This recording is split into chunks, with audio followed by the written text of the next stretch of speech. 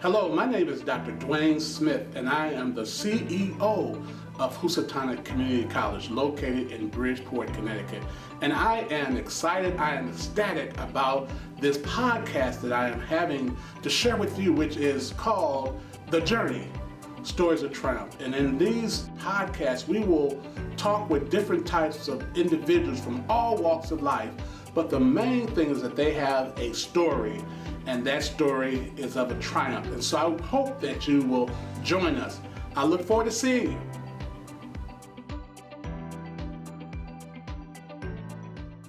With me today is Robbin Zella, who is the director and curator at the Housatonic Museum of Art in Bridgeport, Connecticut.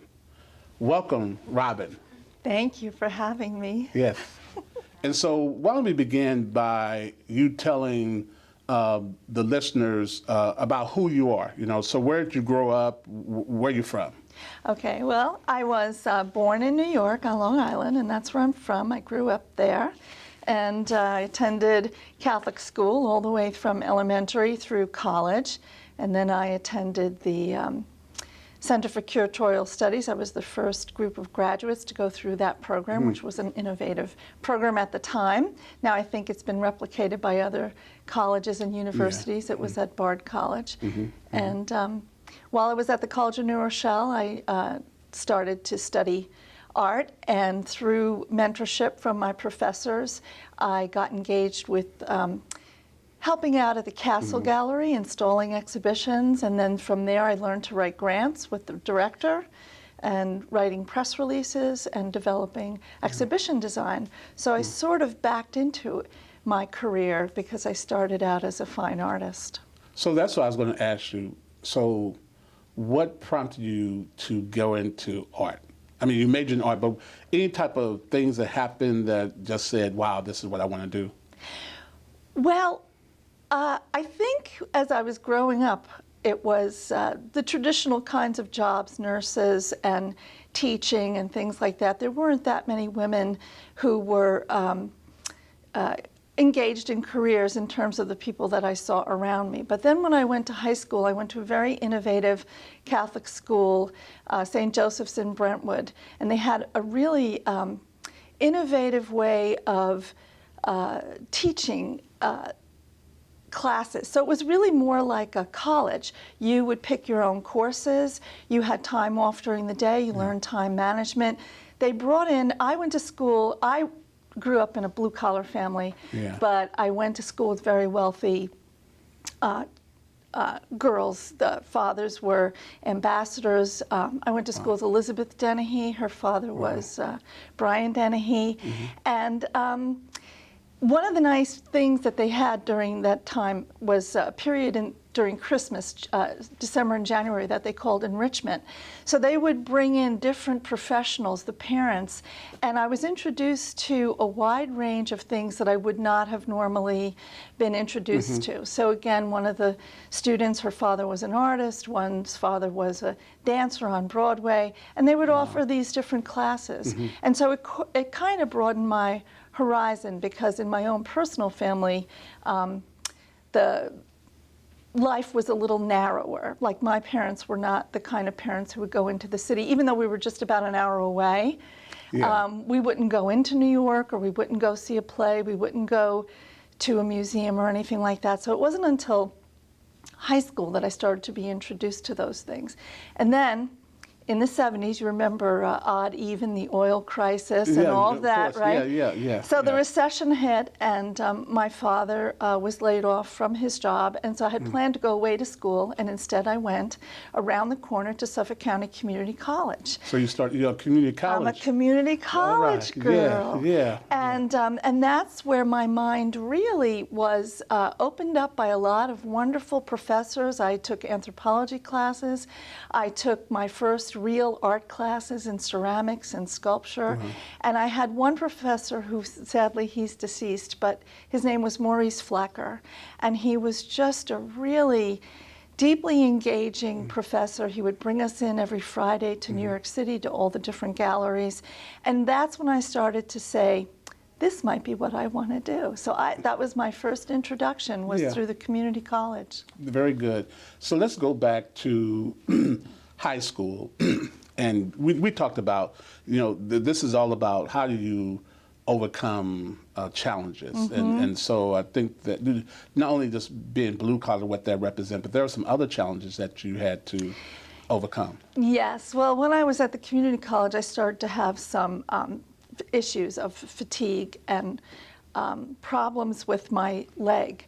And after I finished the 2 years of school there, which was really difficult for me because I was so tired all the time. I was going to the doctor and looking for a diagnosis, and I was getting misdiagnosed. I was treated for rheumatoid arthritis and all these things that I did not have. So when I went to the College of New Rochelle, I was there just, I don't know, 3 or 4 weeks. And I collapsed at school, and it turned out that I had stage 4 cancer. Wow, yeah. And so everything came to a screeching halt. And I was very lucky in a way to have sort of this divine intervention, because the nurse, I'm going to cry, I haven't talked about this in such a long time. The nurse there happened to be an oncology nurse, and she joined the campus as a nurse to defray the cost of the tuition for her daughter. Oh, wow, okay. And so it was just by luck that I was carried over by one of the security guards because I couldn't walk. And they brought me to the nurse's station, and she called her boss, her old boss, Dr. Richard Barone. Shout out to him. And then I just was sick for about 2 years. And then I got better. I got back on the horse, went back to school, and I had another wonderful mentor, William Maxwell, and I just continued on my way. It was kind of like a speed bump. So a big speed bump. Well, I mean, and it's so amazing. You call it a speed bump. You were just on your way, but to overcome stage 4 cancer, and to actually, I don't want to call it a survivor, but you've been on this journey after that for some time now. Yes, yes. And, I have to knock on wood over here. But, when you're that sick, your survival rate is not expected to be that great. But I was 19, and now I'm 62. Wow. Yeah. Wow, yeah. Wow. So I don't want to put words in your mouth, but... Go ahead. Okay. So how that health challenge, how did that inform you in terms of art and going into this career? Or did it inform you?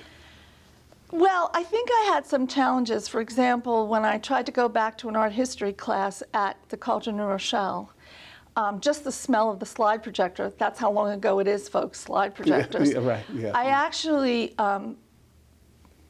I would call it like PTSD. I couldn't concentrate, and I had a lot of anxiety. And I talked to the art history professor, and it turned out that she was teaching summers at Stony Brook University out on Long Island, which happened to, again, be near where I lived. And so I had a lot of supportive people, and I think, like on our campus now, we have the JED grant, and there's a lot of focus on mental health and things like that. At the time that I was a student, and it could just be because I was naive and ignorant, which is, possible, but it didn't seem that there were those kinds of supportive, what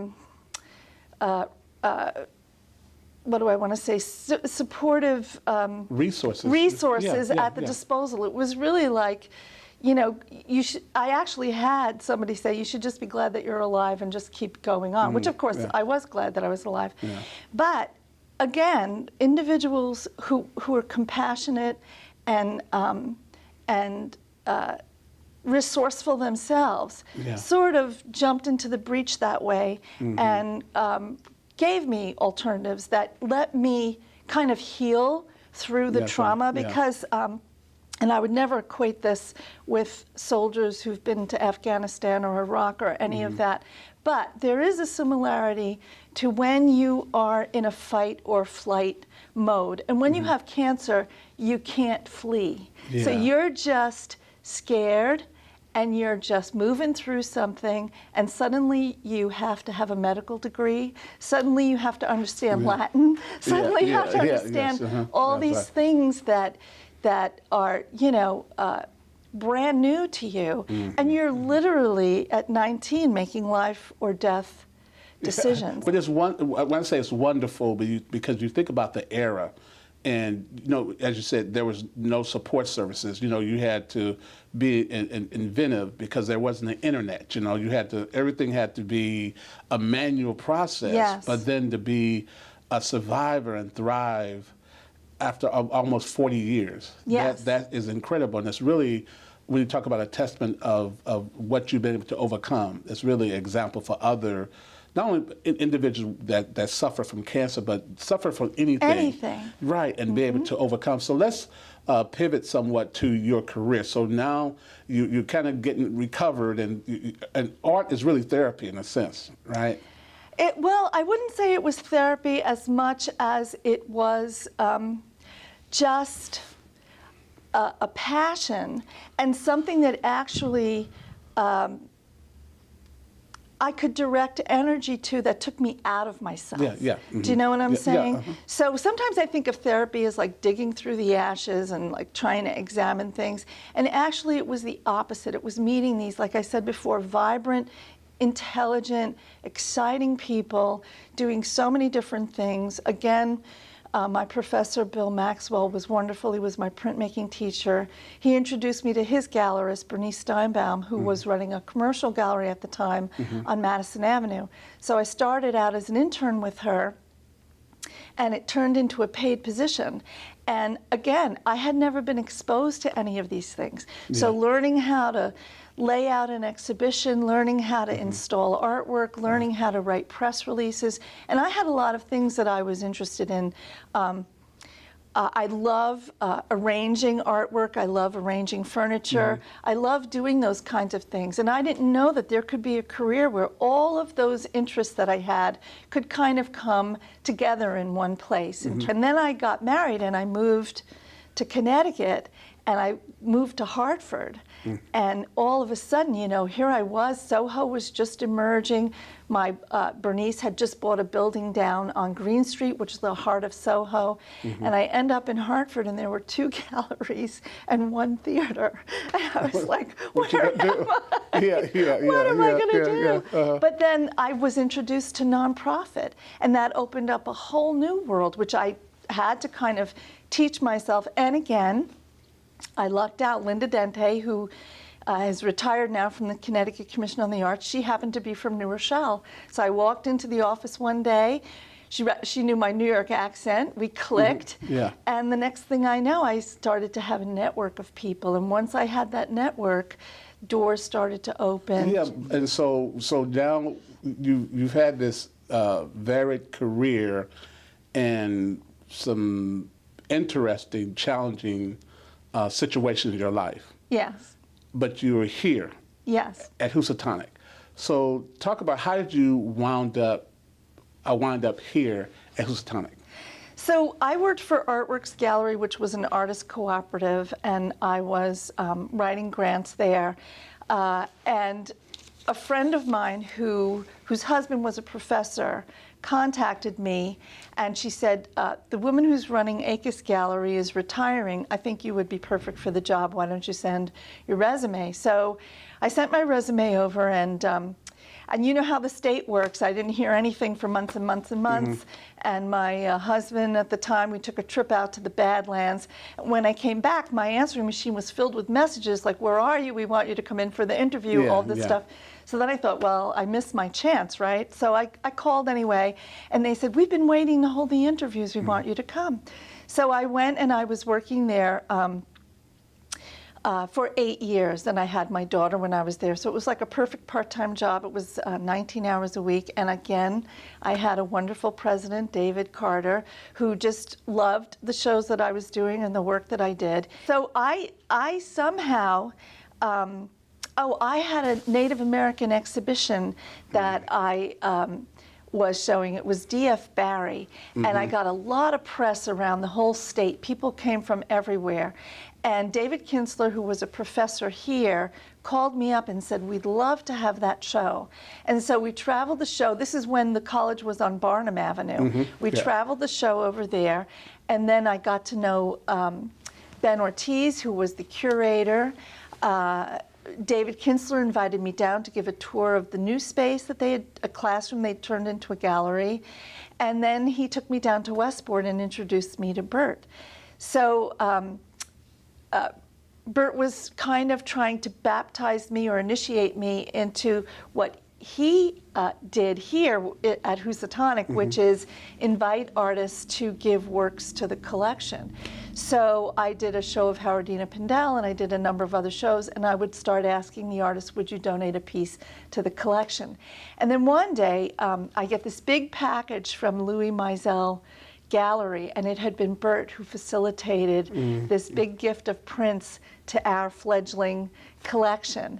And then sadly, Bert died suddenly in 1997, and the woman who was running the gallery, Jean Dubois, also died within the same week, and they were without a director. And I had graduated from the Center for Curatorial Studies in '96, I think, and so again I was invited to apply, and I sent my resume in, and I've been here ever since. Ever since? Ever since. And June 5th, 1998. Oh, wow. And our collection is this fantastic collection that I believe is probably ranked as one of the top 10 community college collections in the nation. I would say so, although all the collections were formed in different ways, and they revolve around different objects. But So this how many is pieces unique. do we have? Over 6,000. Over 6,000. And so name some of the artists that people would know of that we have. Well, Alex Katz and Andy Warhol and Pablo Picasso, Jenny Holzer, Yoko Ono. We have a piece by her that she did especially for us. And of course, we have a wonderful Native American collection, an African art collection. Yes. And we have a dedicated core group of collectors who donate to us every year. And we have we've got 600 photographs by the famous sports photographer Walter Yosh, whose works have graced the covers of Sports Illustrated, as well as, the interior pages. All at Housatonic. All at Housatonic. And the beautiful thing about it is that our collection is not tucked away, but it's in the halls of Housatonic, right? Well, that was the governing philosophy that Bert established here. And I think he also believed not only in the formal way of learning about art, whether it's reading labels, context labels, but also informal, that you can just sit and look at something and just appreciate it, regardless of whether you know who made it, regardless of whether you know the style or the period or anything like that. It's an introduction, and it provides a moment in your day for contemplation and kind of just, I don't know, getting centered. That's what I think. That's right. And the aesthetic quality and the look, it's conducive to student learning. It is. Yeah. Yes. So we are very fortunate to have you here at Housatonic, and the scholars that call Housatonic home. They're fortunate to have the opportunity to see a world-class gallery. Yes. Thanks to your work. So I thank you for being with us, sharing your story of triumph, and I wish you well in all the endeavors, that we grow and get better. Thank you. Thank you. Thank you for joining me on my podcast, The Journey, Stories of Triumph. And please follow me on my social links, which will be in the description below. Until next time.